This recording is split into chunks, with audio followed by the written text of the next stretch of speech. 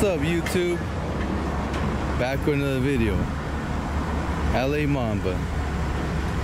It is Thursday, September 8th, 2022. And here to talk about tire shop related content, business tips, and multiple streams of income tips, and what goes on in the inside of the business. So it's been very busy, very busy, and sometimes you don't have enough time to take care of other things. But whenever I have any little time, of course we get around and take care of it. I don't really do things, I guess how normally people handle it. I just really focus on the tire shop first, and then when I have some extra time, I get around to do the other things that have been pending, which is real estate, rentals, buying real estate, and just collecting money that people owe me. And what I mean is, let's say rent is due on the 1st, and I don't have time. Let's say the 1st is like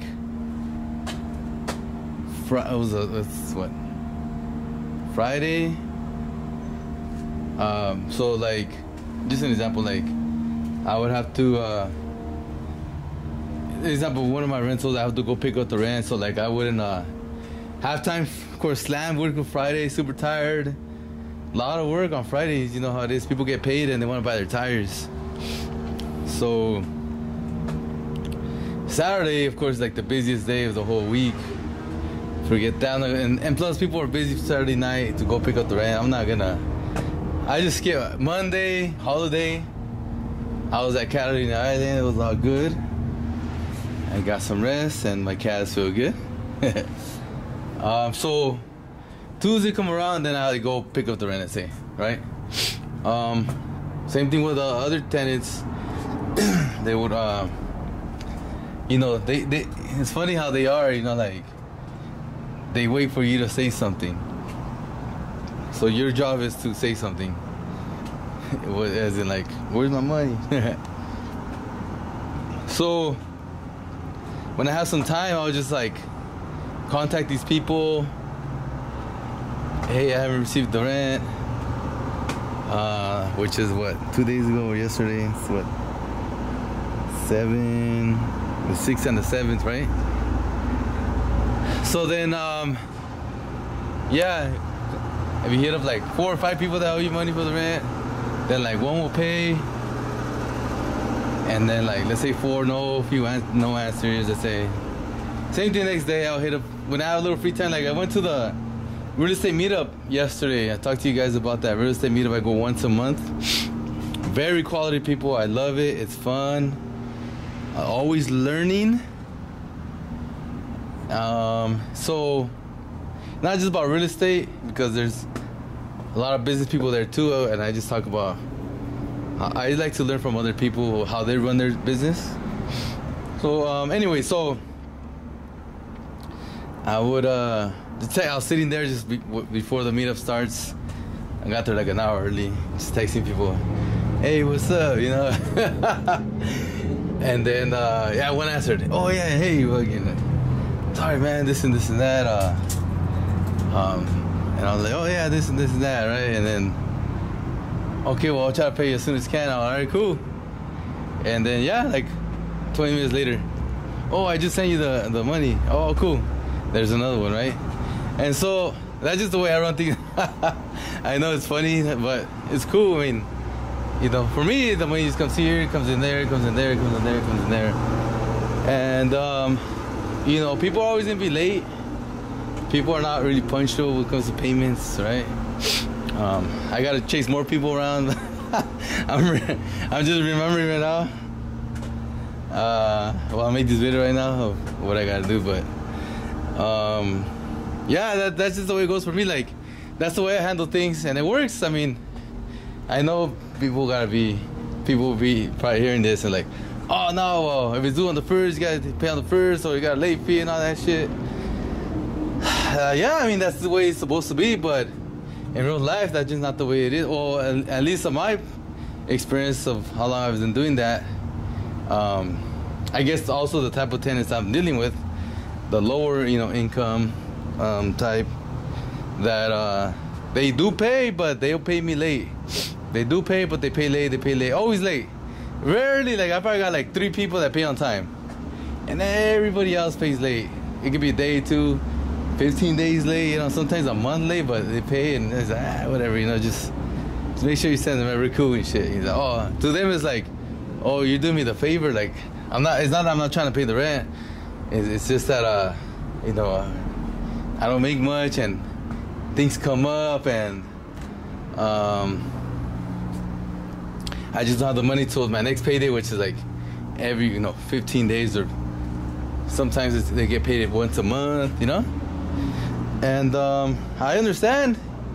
And plus, it's not like I'm needing the money like shit. Like, I got a mortgage to pay, I got investors to pay. By the way, that investor stuff, when you take people's money, and people want their money on time, and let's just say we're doing syndication, like real estate syndication, or the mortgage, the banks want their money on time, and sometimes you're really depending on that income, like on time yourself to pay to the banks or the investors. And for me, that's always been a stress thing. Like, when you really like, I don't know, that's how I don't think I'll be good in syndication. I mean, maybe one day I will get better with that kind of stuff, with more pressure. But I'm more of a laid back type of guy that I don't really have like deadlines, and in those type of businesses there is deadlines, and that can get very stressful. This tire shop business, you've been seeing my videos, this is not a stressful job business. Take it easy, as in just take it easy, as it's like, if that doesn't sell, but that does sell, and you still got what you wanted to sell, but maybe next month will sell, right? With the real estate,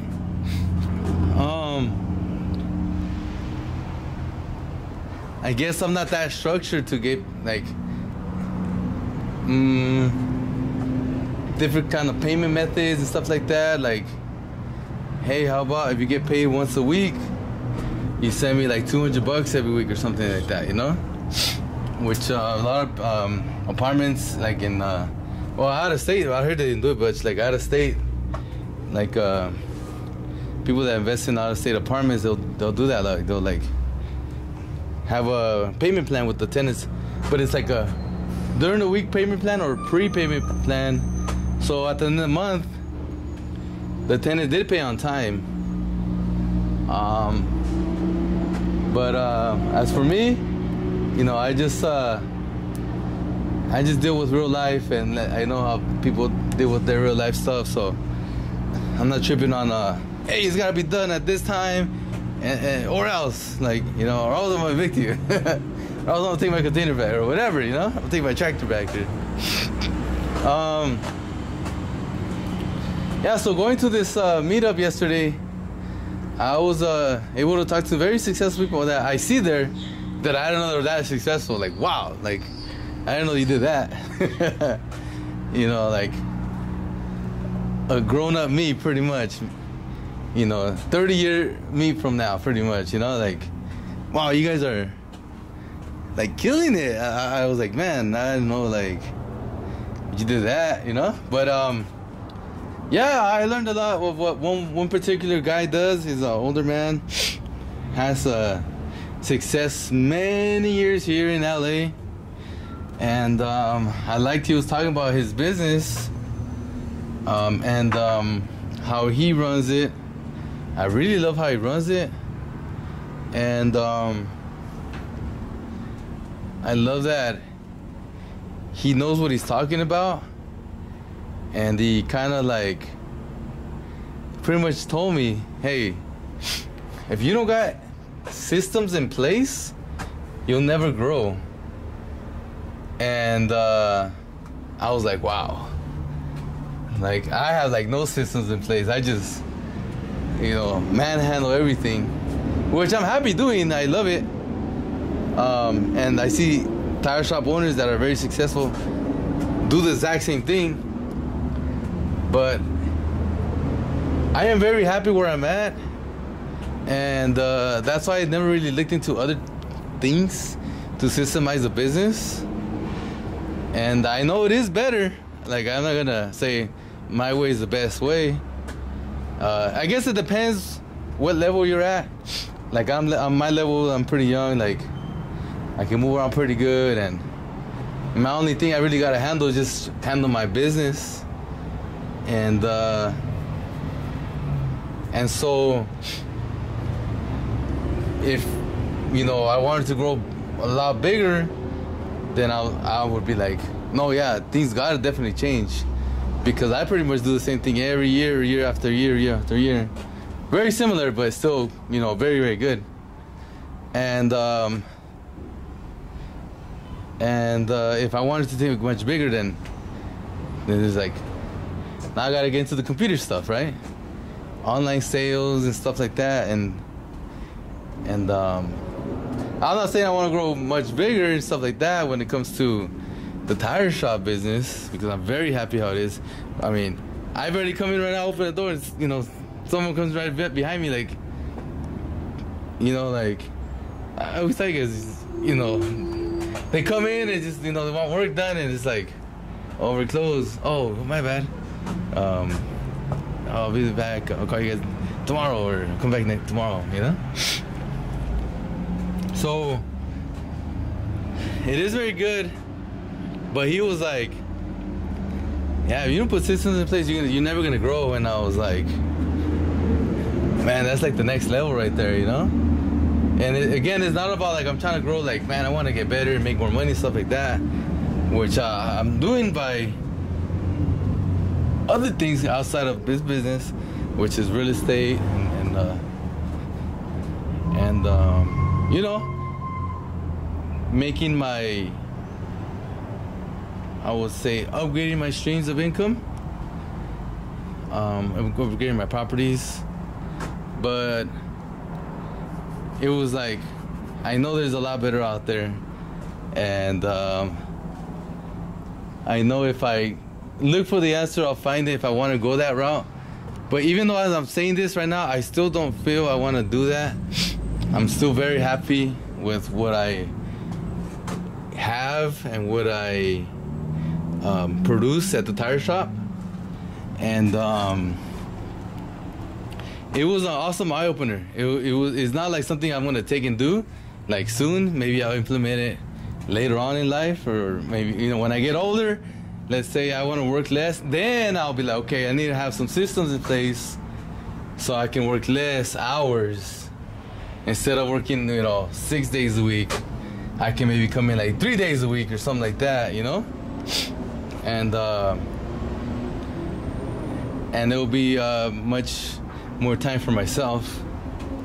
But it was just really cool hearing what he does, and how he treats his employees, and how he has a weekly phone call with them.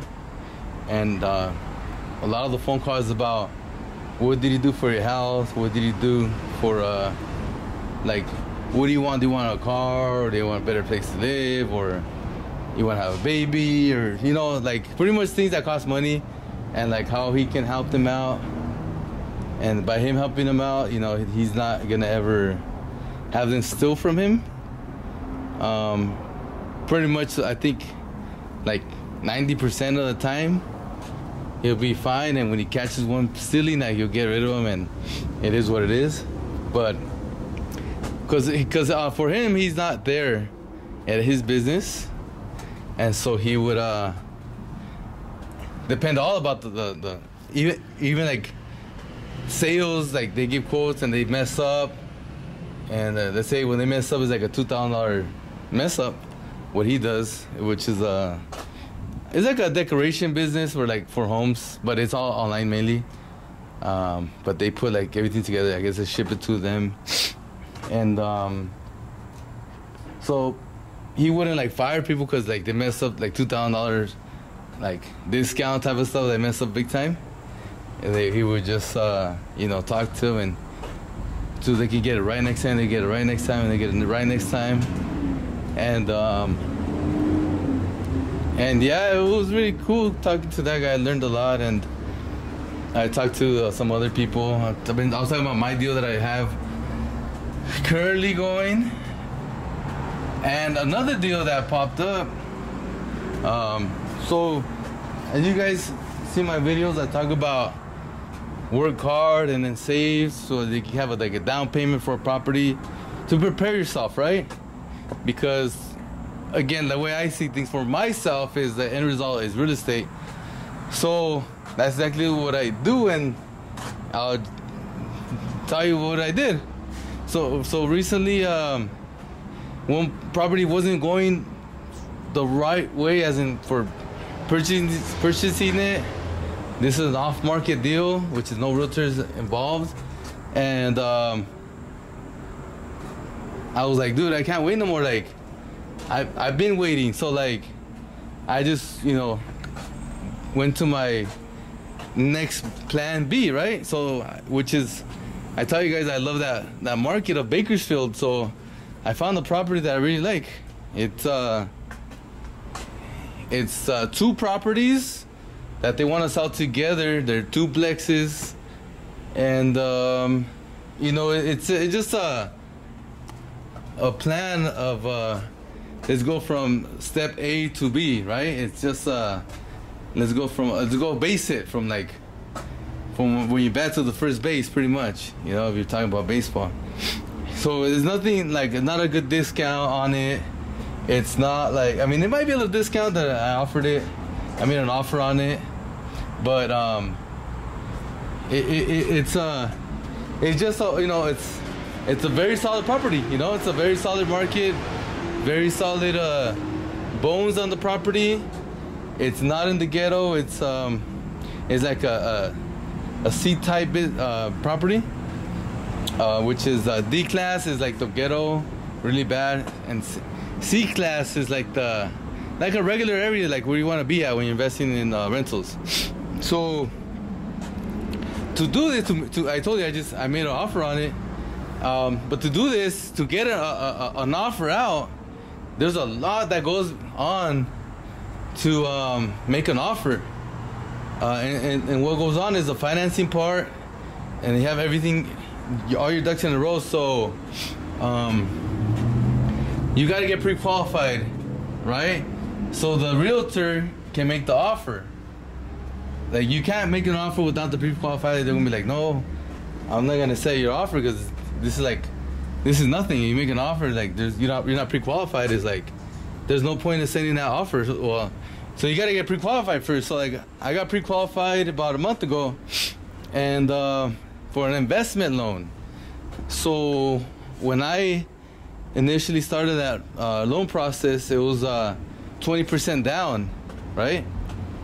And as time went by, you know, things. Right now, there's a lot of things. A lot of things are moving in real estate. A lot of when it comes to loans, the numbers are moving a lot. They're not still like they were, you know, the last 2 years, where you know what you're gonna get. Right now, there's a lot of changes going on. So more on the safer side for them. So either more reserves, more down payment, more interest rate on their end for what you get, right? So in this case, when I found this deal 2 days ago, I was like, okay, that's what I want to move on right there.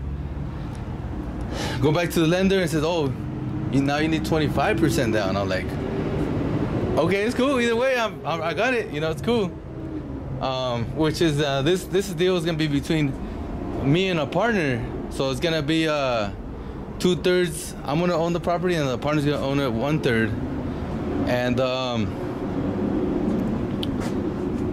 yeah, to get the whole lending part down, to get that pre-qualification, it took some work on my end. It was make sure you have all the down payment money in bank accounts, and ready to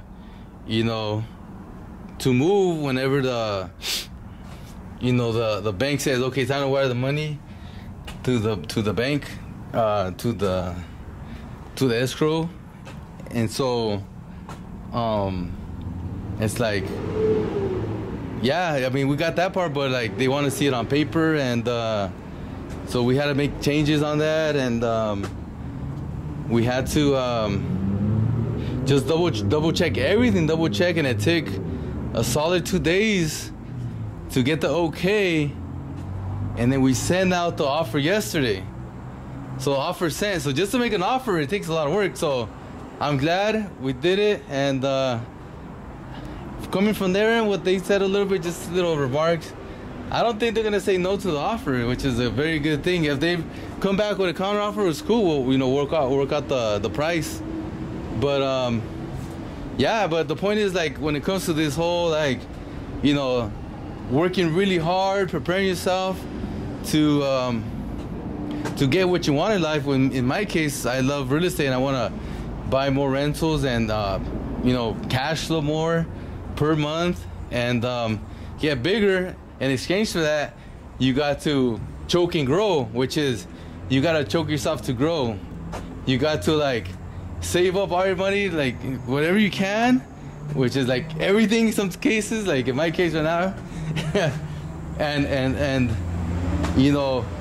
get a loan 75% on the loan, and I put down 25% to buy this property, which is in a great location that's only gonna grow in a really, really good market. I was gonna say badass market, not bad, but really, really good market. And yeah, so cash flow every month, and hold it long term. And it's hard. I mean, yeah, it was really, really hard, but we did it on my end. So, like, whatever happens now is, if they want to come back with a counter, or they're gonna say no completely, we want full price or whatever, well, they gotta counter with that. But everything looks very, very good so far, and if this is not the right property, then there's gonna be another one, because I'm already ready. I'm ready to go, and that's the most important part.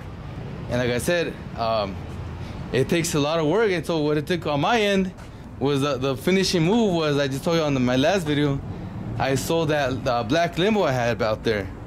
So we sold it, I cashed out, and I got money to complete for my real estate purchase. So it's kind of like, man, I barely like made it with that freaking limo sale. It's like I barely made it for like this deal right here, just for like this deal, which is something I wanted for this size, which is in the 550 range, 550K range on the property. And no more black limo. See, it's gone. Just choke and grow. Put your money into something. You upgrade it, like upgrading. I'm gonna say I upgraded this limo and some cash for a 4-unit in Bakersfield. So that's how we do it. And it's all whatever you want to do. But and for me, this is what life is. Makes it worthwhile. Like, it makes it exciting. A lot of work, man. There are a lot of cuts, a lot of tires and shit, man. Fucking try to get a property, man. So it's awesome. I'm really happy everything's going good, and hopefully they just say, oh yes, accept, let's go to escrow. Everything on my end is good. Now people got to work on their end. Realtor got to work on his end more. The lender's got to work on his end more. I got to work on my end, which is like, when they ask me something, I got to fill it out, send it back, escrow packets and all that. Go check out the property. Got to take a drive to Bakersfield. When I'm in escrow, I'll just wait until I'm in escrow, and then I'll go. If not, I don't want to waste my time going to check out a property I'm not going to buy, But yeah, so that's that's what I've been talking about, like on my videos. Work hard, save money, and buy real estate, because you know, tire shop business is great. I love it, but if you have additional income streams, it's even better and easier. Now you don't gotta depend on tire shop money to buy your life, your rent, your expenses, and all that, plus the tire shop expenses, tire inventory, and all that. Instead, it could be like tire shop takes care of tire shop business expenses and all that, and then your real estate rentals or whatever you do on the side hustles. In my case, limo rentals. Well, now it's only one, but takes care of my expenses, all my, you know, my rent, my food, cell phone bill, kid, right? Clothes, car parts, and more car parts. And that's the way we do it. Ali Mamba. Mamba out.